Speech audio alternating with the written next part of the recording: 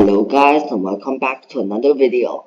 Now today's video we're gonna be back to chess. I know I haven't made a chess video in a while, but that's because school started and I've been pretty busy. And chess puzzles, I need time to prepare. And talking about that, since school has started, I'm probably gonna reduce my upload to probably 2 videos each week, probably on Saturdays and Sundays.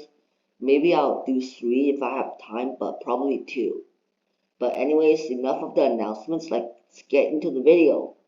So today we're actually going to be talking about a chess tactic. It's not a common tactic, but it still appeared quite a bit in famous games, and it's called the windmill, as I said here. But you probably already read in the title of the video. But anyways, the windmill is a tactic that's actually, I'm not going to say what the windmill looks like. I'm going to let you guys solve this first puzzle, then you're gonna have a good idea on what windmill is.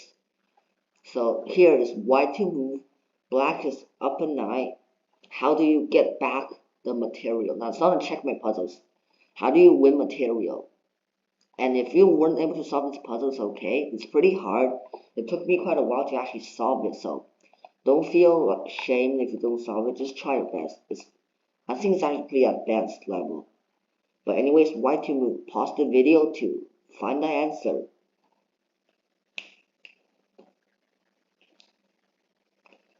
Alright, have you found the answer yet? Well, before I review the answer, the intuitive idea is probably like queen takes queen. But actually, it doesn't really do much because after king takes, another check, and I mean there's nothing much. Black's just gonna develop and black's gonna take the advantage. But the actual move is rook c7.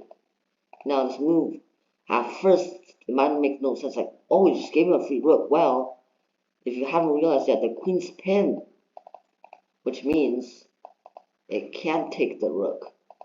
Okay, also, if you're wondering what the first few moves are, I'm just trying to get it so that's white to move. So, just ignore that. Okay, so rook c7. The queen cannot take the rook, but it's also getting attacked, so its only move is to take the queen. And you might go like, wait a second, that's a free queen. What do you do now? Well, now we activate the rook. I mean the windmill. I almost said the rook mill. So rook e7 check, king f8. The king is forced to go to f8. Now we can take the piece with discover check. King is forced to go back to e8. Then rook e7 again. King forced to go to f8. Now we continue taking the pieces. Because here we're only taking the pieces on the 7th rank. Because we want the king to be forced to go between these two squares. So king has to go to e8. We check again. Don't take the free rook. Because remember, there's still up a queen. So king forced to here. Now we take this pawn. King still forced to e8. And then we take the queen. And now we're suddenly up 3 pawns. And we have a bishop for the knight, which is usually better in the endgame. Especially in open positions like this. And that's basically what the windmill look. You see blacks just has to move, and we're just like literally just erasing all the pieces on the 7th rank and eventually taking the queen to give us an advantage. So that's basically the windmill, sort of like, just going back and forth. And it usually happens to white on the 7th rank, and I mean white on the 2nd rank and black on the 7th rank. Because in order for the windmill to happen, the king has to have only 2 squares to move to. And here, black's pieces sort of allow that to happen. On to the second puzzle now.